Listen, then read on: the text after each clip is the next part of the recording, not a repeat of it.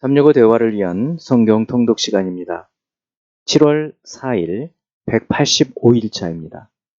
오늘 읽으실 말씀은 시편 124에서 127편이고 묵상하실 본문은 124편 1에서 8절입니다.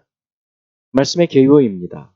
시편 124편의 표제는 다윗의 시, 곧 성전에 올라가는 노래로 되어 있기 때문에 다윗의 시로 받아들이는 것이 좋습니다.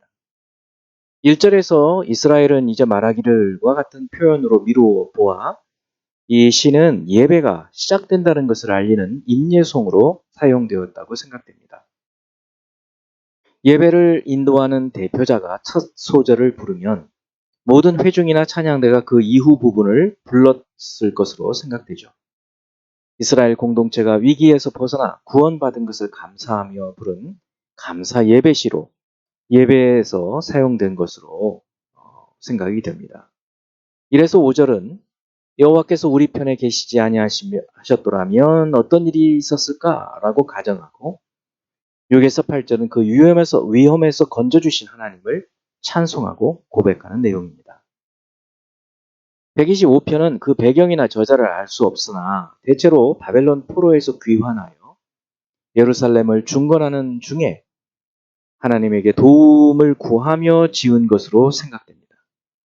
이 견해를 따르면 악인의 규는 사마리아인의 억압을 염두에 둔 것으로 보이는데 그것을 넘어서서 하나님을 의지하는 자를 여호와 하나님께서 보호하신다는 것을 신뢰하는 시인과 공동체의 모습을 이 시는 보여주고 있습니다. 1, 3절은 여호와를 의지하는 자를 시온산과 같이 든든하게 보호하시고 지켜주시는 것을 확신하며 4, 5절은 선한 자들과 정직한 자들을 선대하고 굽은 길로 치우치는 자들은 죄인들과 함께 다니게 하시도록 간구하는 내용입니다. 126편은 언제 어떤 배경에서 누가 지었는지는 알 수 없습니다. 배경에 대해서 세 가지 견해가 있는데 첫째, 아직 이루어지지 않은 미래적 사건으로 보거나 둘째, 특정한 역사적 배경과 관계없이 신앙 공동체가 곤경에 처하여 구원을 기대하는 내용으로 보거나 셋째로 포로 귀환 직후의 상황을 돌아보며 지은 것으로 보기도 합니다. 이 중에서 세 번째 견해가 가장 자연스럽고 많은 사람들이 따르는 견해입니다. 1에서 3절은 시온의 포로, 이스라엘의 포로가 고국으로 돌아갈 때 바사의 고레스를 통해 여호와께서 하신 것으로 감사하며 기뻐하고 4에서 6절은 포로에서 돌아와서 눈물을 흘리며 믿음의 씨를 뿌릴 때 기쁨으로 거두게 될 것을 확신하며 선언하는 내용입니다. 127편의 표제는 솔로몬의 시 곧 성전에 올라가는 노래로 되어 있지만 솔로몬을 저자로 생각할 수도 있고 또 혹은 솔로몬을 위하여 쓴 솔로몬을 위하여라고도 해석이 가능합니다. 그렇지만 솔로몬의 잠언에 사용된 표현이 자주 나타나는 것 2절 그리고 잠언 2절의 내용과 잠언 5장 10절 23장 30절이 유사하고요. 4절과 잠언 5장 18절 그리고 5절과 잠언 22장 22절 24장 7절이 좀 비슷해요. 또 성을 건축하는 것을 언급하는 것을 볼 때 솔로몬 시대 성전과 왕궁과 군사 시설을 대대적으로 건축하는 내용이 연관성이 있다는 것을 볼 때도 솔로몬과 관련이 있다. 이렇게 생각해 볼 수 있겠습니다. 1, 2절에서 여호와의 도우심이 아니고는 집이나 나라가 세워질 수 없음을 말하고 3에서 5절은 자녀들도 여호와 하나님께서 상급으로 주신 선물임을 노래하는 내용입니다. 이제 예수 그리스도를 닮아가고자 하는 우리의 목표를 향한 여행을 위해서 질문하고 대답하는 시간을 갖습니다. 첫 번째, 124편 7절. 우리의 영혼이 사냥꾼의 올무에서 벗어난 새같이 되었나니 올무가 끊어짐으로 우리가 벗어났도다. 이 표현은 신약시대 성도들의 어떤 모습을 묘사하고 있다고 볼 수 있을까요? 예수 그리스도의 십자가 사역으로 대속사역으로 죄와 사탄의 속박에서 자유를 얻어 새로운 피조물로 살아가는 자유를 얻은 성도들의 모습을 보여준다고 볼 수 있습니다. 두 번째, 시편 125편 3절. 악인의 규가 의인들의 땅에서는 그 권세를 누리지 못하리니 이는 의인들로 하여금 죄악에 손을 대지 아니하게 함이로다. 이 구절의 뜻은 무엇일까요? 원어는 이 3절을 왜냐하면 이라는 접속사로 시작을 합니다. 1, 2절과 같은 신앙 고백을 하는 이유가 바로 이 3절 때문이라는 것이죠. 악인의 규, 그러니까 악인의 권세.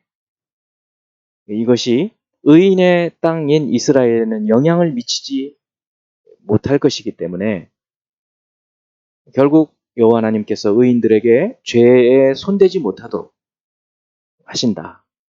죄를 범하지 않도록 지키신다. 라는 그런 의미로 볼 수 있겠습니다. 세 번째, 125편 5절. 자기의 굽은 길로 치우치는 자들은 여호와께서 죄를 범하는 자들과 함께 다니게 하시리로다. 이스라엘에게는 평강이 있을지어다. 자기의 굽은 길로 치우치는 자들은 누구를 말할까요? 자기에게서부터 나오는 악한 생각, 정욕, 욕심 이런 것을 쫓아서 하나님의 길을 떠나 사는 자들을 말합니다. 이런 자들에게는 하나님께서 로마서 1장 28절 말씀대로 상실한 마음대로 내버려 두사 합당하지 못한 일을 하게 하시는 것입니다. 죄를 범하게 하시는 거죠. 네 번째, 시편 126편 5절. 눈물을 흘리며 씨를 뿌리는 자는 기쁨으로 거두리로다. 왜 1절에서 꿈꾸는 것 같은 기쁨을 말하면서 5절에서는 이와 같이 눈물을 흘린다는 이야기를 하고 있을까요?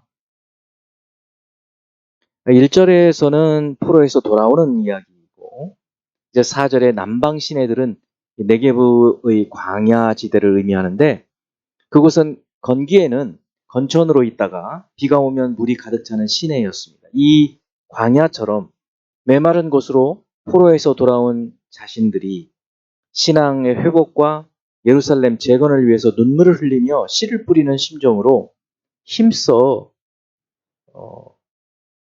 일을 해야 한다 하는 것을 의미하고 그렇게 할 때 하나님께서 기쁨으로 그 결실을 거두게 하실 것이다 라는 그런 믿음으로 부르는 노래입니다. 다섯 번째 127편 2절. 너희가 일찍이 일어나고 늦게 누우며 수고의 떡을 먹음이 헛되도다. 그러므로 여호와께서 그의 사랑하시는 자에게는 잠을 주시는도다. 사랑하시는 자에게는 잠을 주시는도다의 의미는 어떻게 해석될까요?